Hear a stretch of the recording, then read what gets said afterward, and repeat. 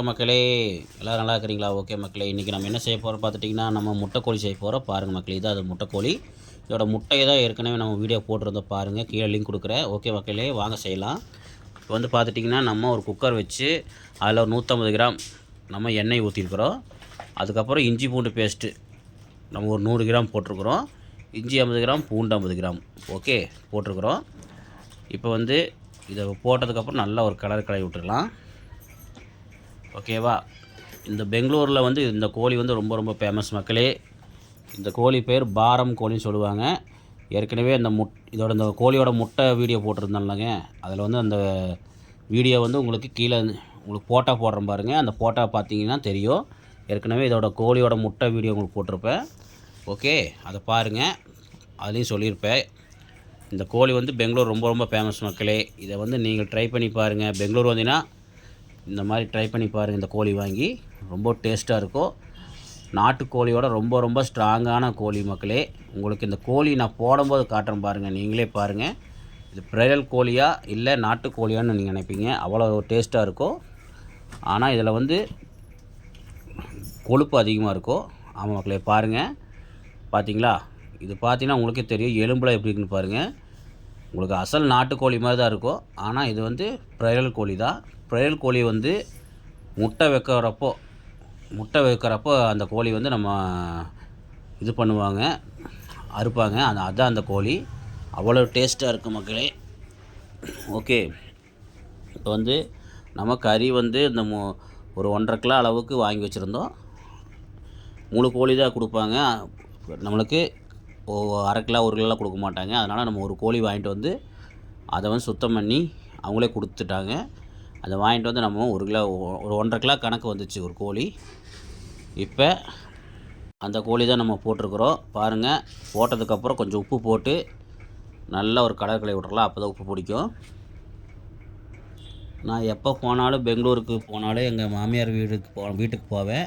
ஏன்னா எங்கள் ஒய்ஃப் வந்து பெங்களூர்னு உங்களுக்கு தெரியும். அதனால் நான் மாமியார் வீட்டுக்கு போகும்போது நான் விரும்பி கேட்குறது இந்த கோழி தான். அதனால் ரொம்ப விரும்பி சாப்பிடுவேன். அதனால் நம்ம போனால் இந்த கோழி தான் அதிகமாக வாங்கி சாப்பிடுவேன்.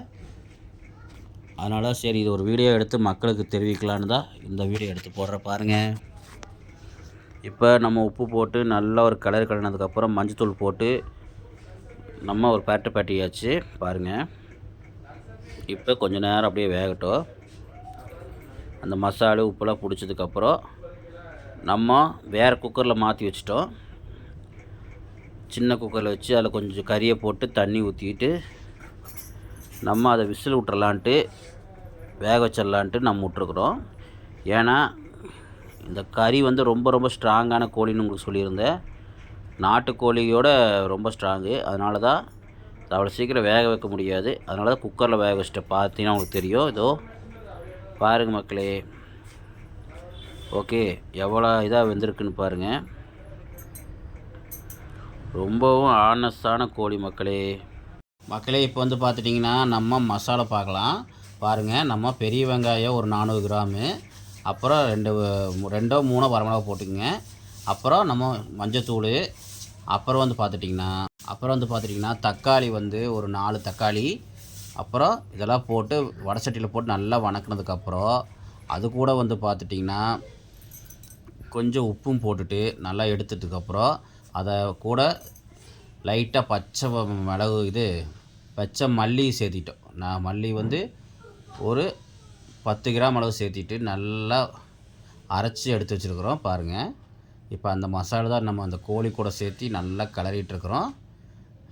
நம்ம குக்கர்லேருந்து கறி வெந்ததுக்கப்புறம் அந்த கறியை வந்து ஒரு தனியாக ஒரு குழம்பு குண்டால் போட்டு நல்லா வணக்கிட்டுருக்கோம். ஏன்னா அப்போ தான் குழம்பு செய்கிறதுக்கு கொஞ்சம் நல்லா வாட்டமாக இருக்கும். பாருங்கள், மசாலா வந்து இவங்க பெங்களூர் ஸ்டைலில் வந்து வித்தியாசமாக இருக்கும். நம்ம சின்ன வெங்காயம் மேக்ஸிமம் போடுவோம். இவங்க வந்து பார்த்திங்கன்னா பெரிய வெங்காயம் தான் அதிகமாக யூஸ் பண்ணுவாங்க. ஏன்னா அங்கே வந்து குளிர் அதிகம். அதனால் பெரிய வெங்காயம் வந்து அதிகமாக யூஸ் பண்ணுவாங்க. ரொம்பவும் இது வந்து விரும்பி சாப்பிட்ற ஒரு பொருள் வந்து இந்த பெங்களூரில் வந்து விரும்பி சாப்பிட்ற பொருள் இந்த பாரம் கோழின்னு சொல்லுவாங்க. ஓகே, வாங்க மக்களே பார்க்கலாம். ஃபைனலாக பாருங்கள், நல்லா கொதிக்க வச்சதுக்கப்புறம் நம்மளுக்கு சூப்பரான முட்டைக்கோழி குழம்பு ரெடி. பாருங்கள் எவ்வளோ வித்தியாசமாக இருக்குது பாருங்கள் குழம்பே. நல்லா சரியான டேஸ்ட்டு மக்களே. ஆமாம் மக்களே, அவங்க செஞ்ச குழம்பு வந்து அவ்வளோ அழகாக இருந்தது பார்க்குறக்கே. பாருங்கள் எங்கள் அப்பா சூப்பருங்கிறாரு, பார்த்தீங்கன்னா தெரியும். பாருங்கள் தான் அந்த முட்டைக்கோழி குழம்பு. பாருங்கள் இங்கே வந்து தோலோடு தான் இருக்குது கோழி.